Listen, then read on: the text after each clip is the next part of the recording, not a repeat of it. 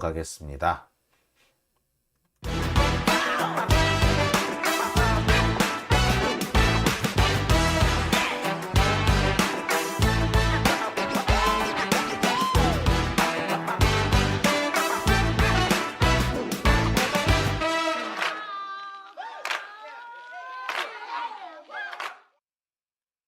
네, 두 번째 주제는요. 어,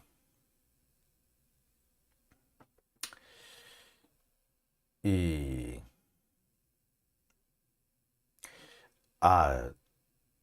검찰 얘기를 잠시 좀 하고 넘어가야 되겠네요. 예. 검찰 얘기를 좀 제가 본격적인 얘기를 하기 전에 오늘 제가 두 번째 준비한 주제는요. 사실은 요겁니다. 쌍방울 비서가 뭐 어째어째 했다. 이재명하고 김성태하고 친하다. 뭐 나는 그렇게 알고 있다. 라는 얘기를 법정에서 했다고 해서 지금 뭐 난리가 한번 났었죠. 자, 그런데 알고 봤더니 이 얘기는 뭐였다? 뻥이었더라. 자, 김성태하고 이재명이 친하다? 이 진술 자체가 뻥이었다. 사실은 아무 근거도 의미도 없는 거였는데 검사가 장난질을 쳐서 일부러 그 얘기를 꺼낸 거다. 자, 요 얘기가 오늘 두 번째 주제입니다. 제가 어제 비슷한 얘기를 좀 여러분들한테 했죠. 어제 했던 얘기를 좀 버무려 가면서 정확하게 다시 한번 설명을 해 드리려고 합니다. 자, 그런데 여러분, 검찰이 도대체 얘들은 뭔데 요즘 자꾸 이렇게, 물론 검찰이 좀 그동안 보면 좀 이상한 짓을 좀 많이 한다. 좀 도대체 사람 같지가 않고 얘들은 무슨 정치에 미친 놈인지 정치도 어떻게 저렇게 야비하게만 하려고 하는지 되게 좀 의아하다 생각을 해왔죠. 그런 검찰인데 요즘 들어서 좀 더 그 정도가 심하다라는 생각이 좀 드실 겁니다. 그리고 옛날에는 적어도 하나 사고를 치면은 좀 여유를 두고 좀 시간 좀 두고 좀 있다가 사고를 쳤는데 요즘 검찰 하는 거 보면 그냥 어제 사고 쳤는데 오늘 또 문제를 일으키는, 어제 나쁜 짓 했는데 내일 또 문제를 일으킬 그러는 상황이 돼버렸죠. 왜? 얘도 뭔데 이럴까? 자, 이유가 있습니다. 현재 검찰은요 상당히 속이 타는 상황이다 라고 보시면 됩니다. 검찰이요 지금 하나하나 따져보면 별로 유리한 국면이 아니에요. 제가 아까 여러 가지 얘기를 해드렸습니다. 아니, 오늘뿐만 아니라 그동안 계속 여러 가지를 말씀드렸습니다. 검찰권 행사는 어떠해야 한다. 그리고 검찰권 행사에 여러 가지 기준이 있는데 그 기준에서 볼 때 지금 검찰, 한동훈 검찰은 이 완전히 양아치도 아니다. 나가 제가 여러 차례 설명을 드렸습니다. 가장 많이 설명을 드렸던 게 칼 얘기였죠. 칼을 찌르되 비틀지 마라. 이거는 쓸데없이 고통을 주지 말라는 건데 쓸데없는 고통의 대표적인 것이 가족을 괴롭히는 거다. 근데 검찰 요즘 뭐 대놓고 가족부터 괴롭히지 않느냐. 이거는 양아치다.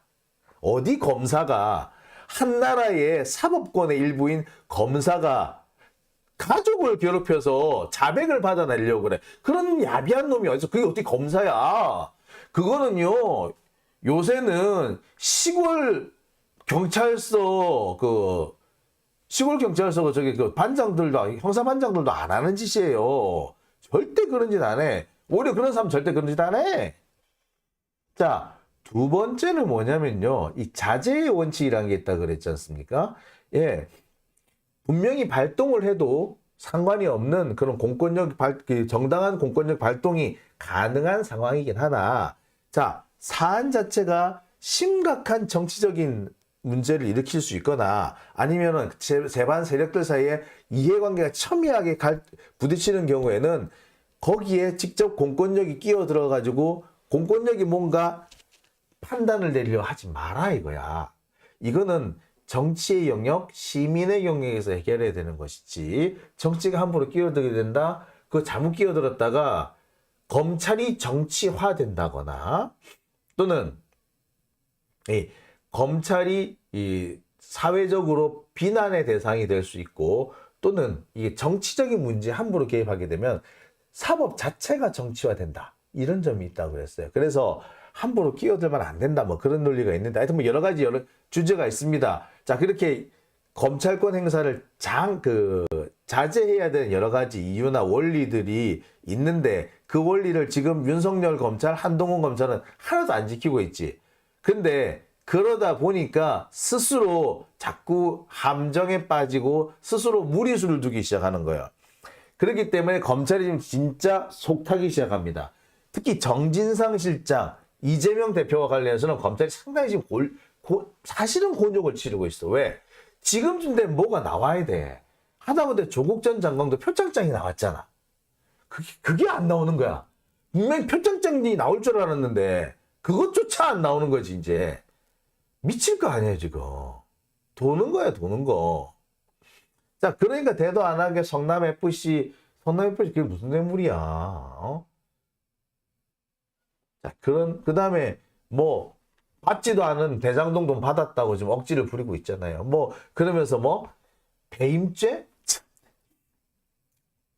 배임죄라는 건요, 돈을 안 받았을 때 배임죄가 돼요. 제3자 뇌물죄, 그것도 일단 나는 안 받았다는 얘기야. 적어도. 그러니까 돈 받지 않았다는 걸 스스로, 검찰 스스로 인정해 준 꼴이 돼버렸죠. 솔직히 말하자면. 자, 되게 지금 상황이 되게 검찰로서는 난감합니다. 어떻게든 간에 이재명한테 뭔가 딱 범죄가 있다, 죄가 있다라고 딱 뭔가 확실하게 뭔가를 보여줘야 돼. 예? 근데 이거는 없어. 뭔가가 없어. 그래서 지금 정진상 실장을 괴롭혀가지고 뭔가 코멘트를 따내려고 지금 했던 것 같아. 근데 정진상 실장 싫어. 안 가. 라고 해버린 거야. 내가 변호사가 와. 요즘 바빠가지고 나 그거 못 갈 것 같아. 하지 마. 안 가. 이렇게. 자, 그리고 솔직히 말하자면요. 이런 것도 있어요. 기소를 하잖아요. 기소를 하는 그 순간부터 수사를 하면 안 돼요. 법리적으로. 그때부터는 재판 단계란 말이야. 수사 단계가 아니라 재판 단계인데, 재판 단계가 되면은 뭐다? 예. 무기 동등의 원칙에 따라서 검사와 피고인은 서로 동일한 지위에서 서로 공격과 방어를 하게끔 돼 있는 겁니다. 그런데 예? 검사가 그 재판 과정에서 자꾸 피고인을 불러 제껴가지고 괴롭히면 이게 정상적인 재판이 되겠어요? 안 됩니다. 원칙적으로 못하게 하는 게 맞아요. 예. 자, 여러 가지 이유로 정진상 실장은 현재 소환을 거부할 수밖에 없는 거죠. 자, 그러니까 어떻게 한다? 검찰이 이 정진상 실장을 체포하려고 그랬대. 이미 감옥에 있는 사람인데 일부러 강제로 끌고 오려고. 근데 쉽나? 안 쉽지. 지금 이렇게 무리한 짓을 하고 있다는 것은 뭘 말한다? 검찰이 지금 매우 쫄리고 있다. 똥줄 타고 있다. 오죽 급했으면 감옥에 붙잡아둔 사람을 다시 끌어내기 위해서 체포영장을 받아놓을 생각을 하냐고. 그런 무리수까지. 지금 솔직히 검찰 머리에는요, 이거는 무리수야, 이것까지는 하면 안 돼, 이런 게 없어. 자기들은 뭔가를 빨리 해야 돼. 해야 되는데 방법 빨리 찾아봐, 무조건 잘 찾아봐, 이런 거지. 계속 그런 식으로 해서 얘들은 무리수를 둘 거고요. 이러면서 자꾸 잘못된 길로 들어갈 겁니다. 뭐 이미 뭐 돌아오기는 걸렀지. 자,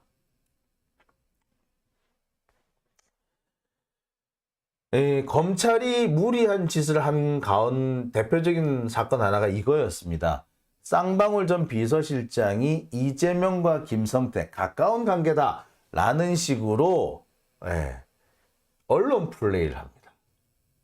전혀 이재명, 김성태가 등장하지 않는 재판에서 이재명, 김성태를 거들먹거리면서 친하죠?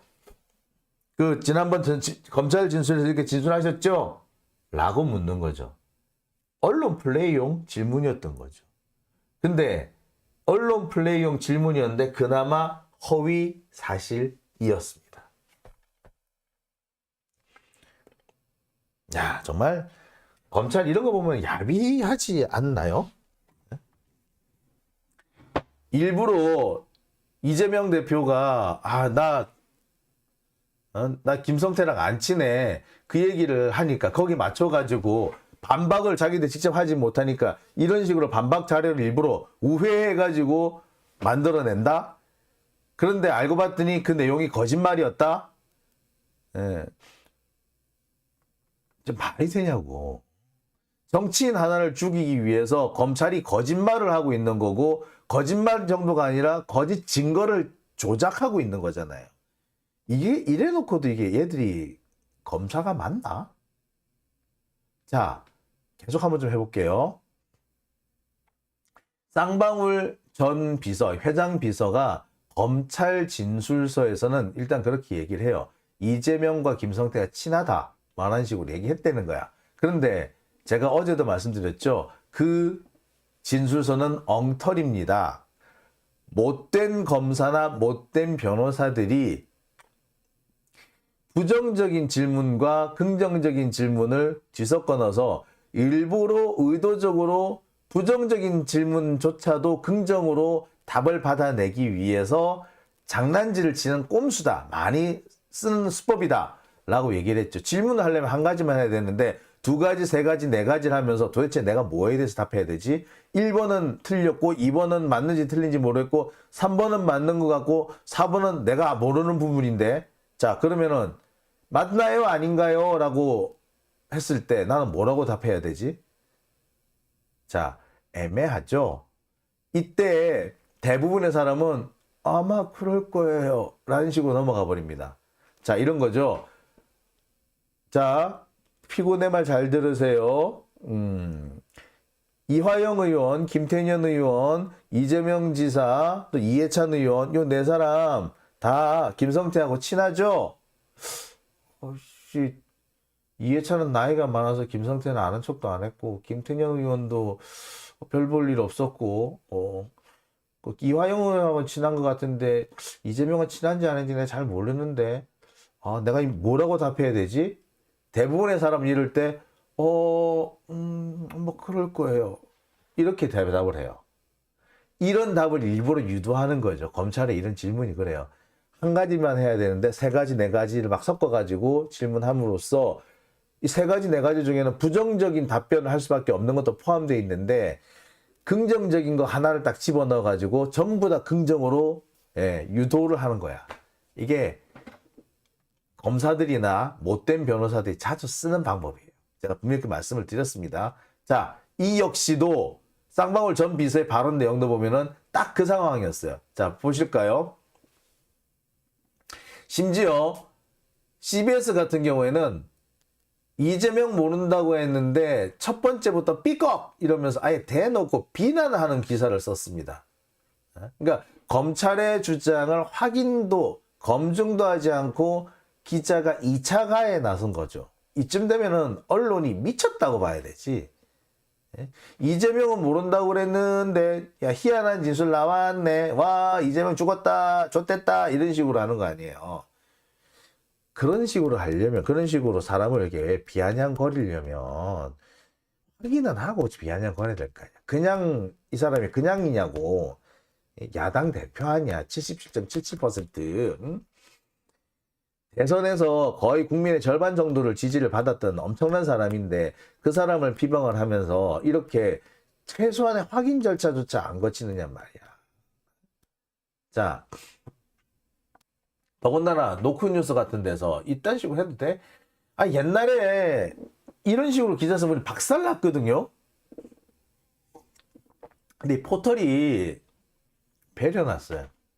포털이 조회수라는 게 제목만 섹시하게 뽑아놓으면 내용이 아무리 개차반이라도 다 보거든. 그러니까 내용은 보고 뺏기는데 제목만 그럴싸하게 뽑아내는 기술이 필요해지게 된 거고 그 결과 기사의 내부를 충실하는 놈들은 안 생기고 제목 가지고 장난질 치는 놈들만 늘어난 거예요. 지금 이것도 봐. 전형적으로 제목 가지고 장난질 치고 있는 거지. 제목만 아주 눈에 확 들어오지 내용을 봐요. 하나도. 자, 그런데 제가 지난 시간에도 얘기를 했습니다.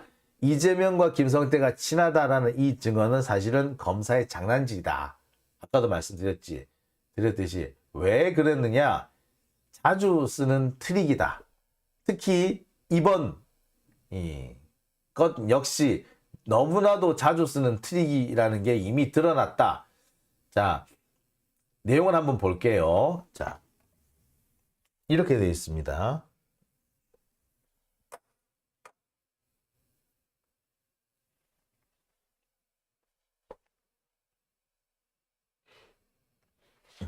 잠시만요.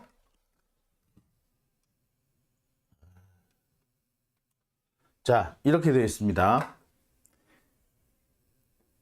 이날 검찰은 A씨의 검찰 진술 요소를 제시하며 증인은 당시 조사에서 김성태 회장, 방용철 부회장, 이재명 경기지사, 이화영 경기도 평화부지사가 가까운 관계였던 것이 맞느냐는 질문에 네라고 답변했는데 맞느냐라고 물었다는 거죠. 자, 보세요.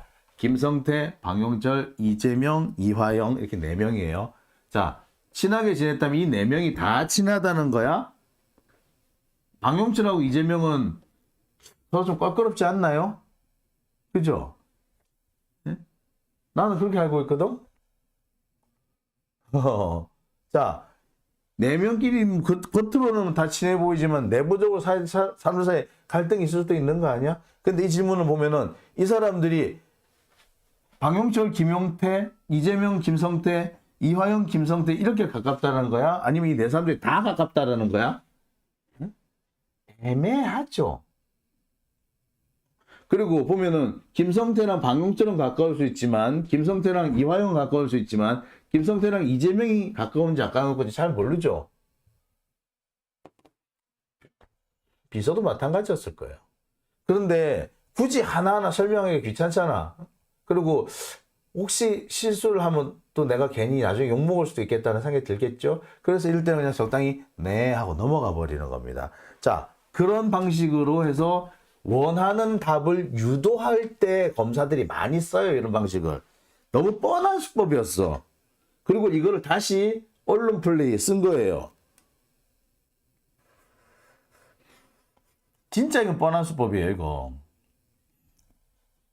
부정 답변이 예상되는 질문을 긍정 답변 예상 질문과 같은 문장에 한꺼번에 물었을 때 응답자는 자연스럽게 긍정 답변을 할 수밖에 없다. 이런 상황을 유도하기 위해서 쓰는 꼼수이자 트릭이다. 이 얘기인 겁니다. 자,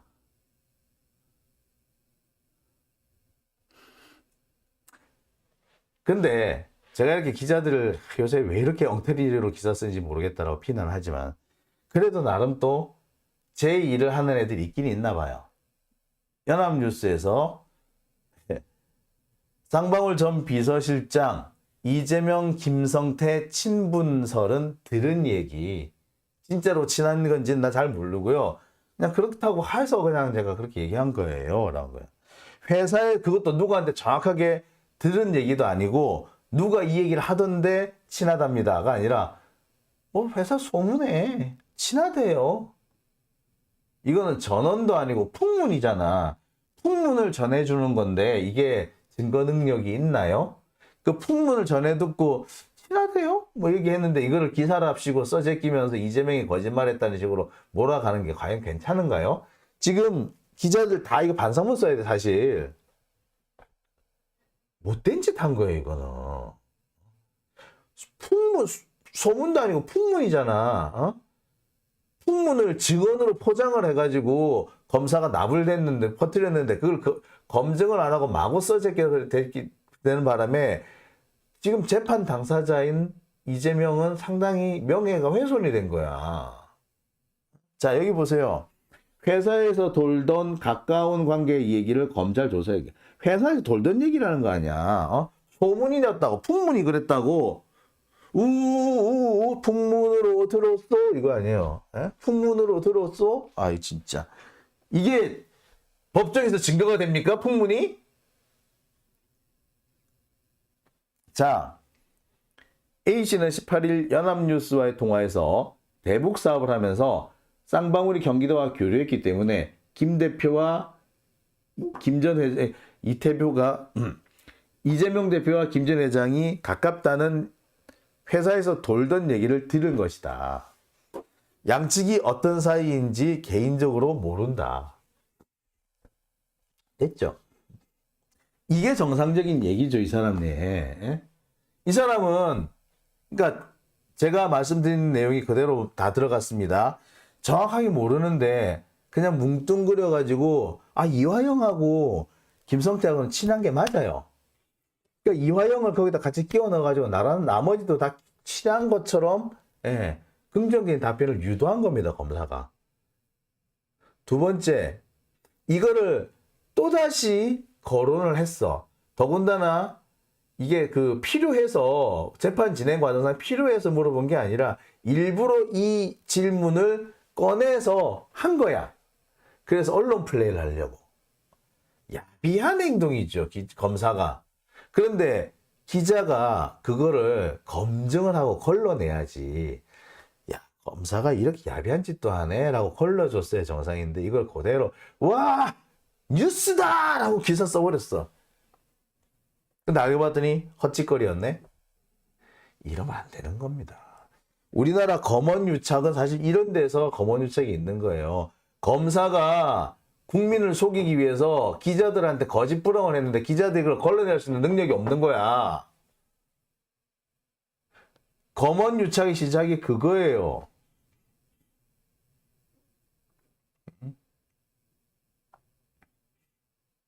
참네. 아우 답답스럽습니다.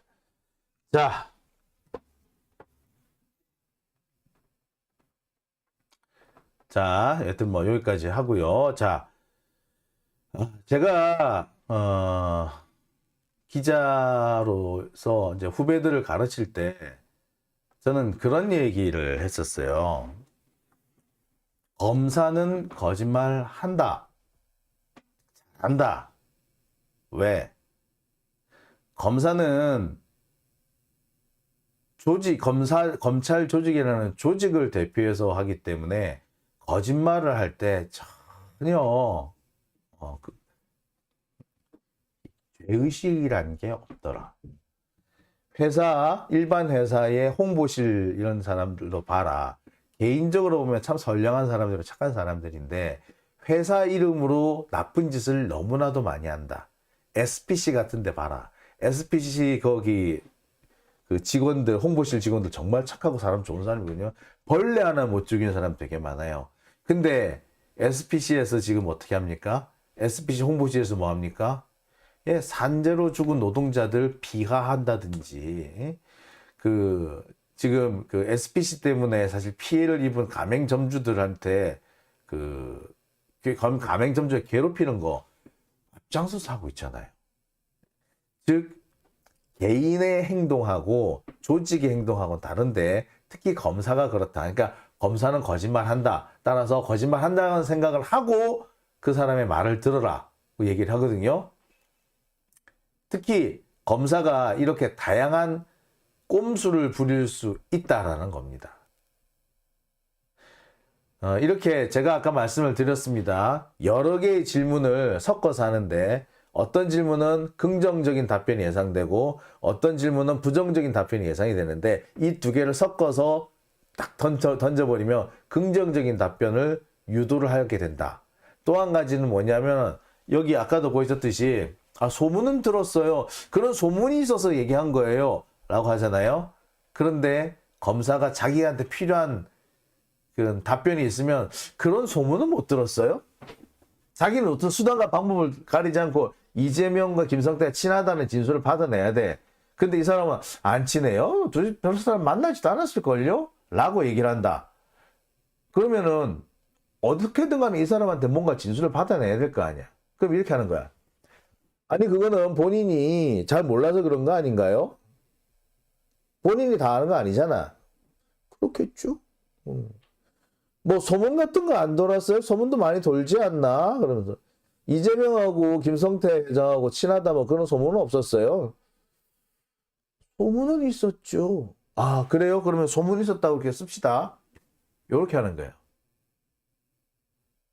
검사가 질문과 답변을 만들어내는 거예요. 그럴싸하죠? 많이 합니다. 이런지. 검사들이 많이 해요.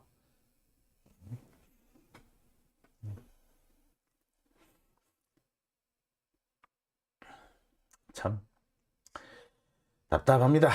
자, 이 상황에서 쌍방울 김성태가 이제 귀국을 합니다. 쌍방울 김성태가 어제 귀국을 했죠. 귀국을 해가지고 김성태는 이재명 모른다고 다시 한번 얘기를 했습니다. 처음 어제까지만 해도요. 김성태 저 새끼 또 거짓말하네 라고 얘기를 했지만 오늘부터는 분위기가 확실히 다릅디다. 아, 그 비서가 한 얘기도 정확하지 않을 수 있겠구나 라는 게 이미 명확해졌기 때문에 이제 함부로 비방하거나 그러지는 않는 것 같아요. 자, 이 김성태의 입은 앞으로도 계속해서 언론의 집중적인 조명을 받을 것 같습니다.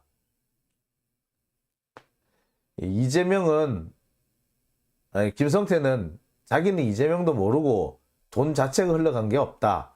심지어 변호사비 대납 의혹은 그 말도 안 되는 얘기다. 나머지는 검찰 조사에 성실히 임하겠다라고 얘기를 합니다. 지금까지 김성태는요, 자기가 왜 이재명 때문에 얘기를 듣는지 몰랐대요. 자기도 해외에 나가 있는 이유도 횡령 배임 때문에 그 잡혀갈까봐 해외에 나가 있었던 거지 이재명 때문에 나가 있었던 건 아니래요. 근데 지금 다들 이재명 때문에 나가 있는 걸로 알아가지고 자기는 미쳐버리겠대. 그리고 다시 지금 상황에서 우리가 명확한 거는 그래요. 이 쌍방울하고 이재명하고는 별다른 관계가 없다. 그리고 검찰도 이걸 알고 있다. 따라서 이 쌍방울 사태와 이재명을 엮기는 쉽지 않아 보인다. 오히려 이 쌍방울이 이 대북 송금한 거 이거를 가지고 시비를 걸 수밖에 없다. 검찰로서도 그럴 거예요. 변호사비 대납 사건 이거를 대납 의혹을 물고 늘어지면 검찰 출신 변호사 두 사람을 다 죽여야 돼. 이태용 변호사하고 이남석 변호사 둘 다 윤석열하고 아주 가까운 절친들이라고. 그 사람들이 지금은 이재명과 가까이 그 이재명 사건을 수입을 했지만 실은 검찰의 핵심, 검찰 출신 법조인 중에 핵심 같은 인물인 거예요. 윤석열의 거의 심부름꾼 역할도 했어요. 오죽했으면 이남석 변호사는 윤대진 형, 윤우진 변호료를 이 이남석 변호사가 해줬겠냐고. 누가 부탁을 해서? 윤석열이 부탁을 해서. 그렇게까지 만들어져 있던 그런 구조예요. 근데 검찰이 이 둘을 희생시키면서 그 변호사비 대납 의혹 뭐 이런 걸 만들 것 같아? 못 만든 거죠. 그러니까 이거는 일단 얘기 자체가 안 되고 만들려고 해도 자기들이 더 피해를 볼 것 같고 그러니까 적당히 아웃될 거예요. 이거는. 다만 아마도 이게 대북 송금 문제가 이게 심각해질 겁니다. 앞서서 조금 이따 다음번에 설명을 드리겠습니다만 지금 검찰이 대대적으로 간첩단을 만들려고 지금 국가보안법으로 수사를 하고 있다 그러잖아요. 그거랑 이 대북 송금하고 딱 맞아 떨어져요. 경우에 따라서는 이 두 개가 함께 물리면서 어떻게 파장을 미치게 될지 일파만파를 벌치게 될지 사실 잘 모르겠어요. 자, 지금 상황은 이러합니다. 일단 김성태 쪽은 약간 여유를 가지고 봐도 될 것 같습니다. 특히 변호사비 대납 사건으로 제가 볼 땐 그 건으로 이재명 불러시키기도 힘들어 보여요. 아니 말도 안 돼. 진짜 이건 택도 안 되는 소리야. 제가 설명을 했죠. 이태용 변호사가 이재명의 변호사였어요. 그 다음에 이남석 변호사가 쌍방울의 변호사였어요. 자, 이남석 변호사는 쌍방울로부터 20억을 받습니다. 그리고 이태용 변호사는 이재명으로부터 3억을 받습니다. 근데 똥파리 애들이 괜히 희한한 얘기를 하는 거야. 야, 이남석하고 이태용하고 같은 로펌이잖아. 그러면 이남석이 이 쌍방울에서 받은 20억도 사실 이거 이재명 거 아닐까? 쌍방울이 그 경기도하고 친하다 뭐 이렇게 된 얘기가 있던데.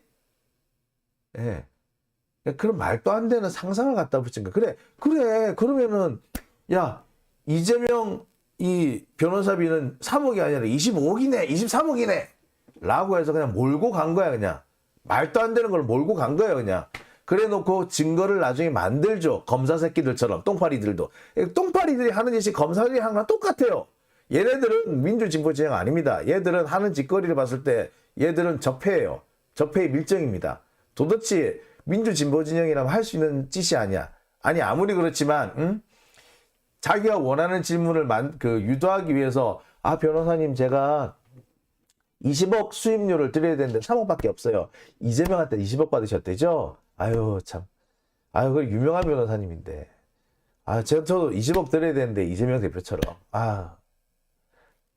그죠? 예, 이재명 대표한테 20억 받으셨죠? 이렇게 물어봐요. 그러면은 변호사가 아니요 20억 아니고 3억인데요? 라고 얘기하기 어려워요. 왜? 나 돈 많이 받는 변호사야 라고 착각을 하고 있잖아. 그럼 이 사람이 나한테 돈 최대한 많이 줄 거 아니야. 근데 사실 이재명도 3억밖에 안 받았어요. 그러면 그럼 저는 좀 더 깎아주세요. 저랑 이재명이랑 동급 아니잖아요. 깎아주세요. 라고 할지 모르잖아요. 그러니까 이 사람들이 어떻게 하냐면 돈 많이 받은 변호사인데 죄송해요. 제가 이거밖에 못 드려요. 그러면 예. 액수가 틀리더라도 예 그렇군요. 네네. 이렇게 넘어가요. 딱 이런 심리를 이용해 가지고 엉터리 답변을 만들어 가지고 녹취를 조작을 한 거 아니야. 그래가지고 그걸 가지고 선거 때 써먹었어요. 똥파리들이. 그리고 그게 지금까지 여파를 미치는 거고 대장동도 똑같죠. 똥파리들이 저지른 똥파리들이 쌓아놓은 것 때문에 지금까지 이 난리를 치고 있는 겁니다. 얘들은 자, 두 번째 주제 여기까지 했고요. 자, 그러면 다음 주제 세 번째 주제로 넘어가겠습니다.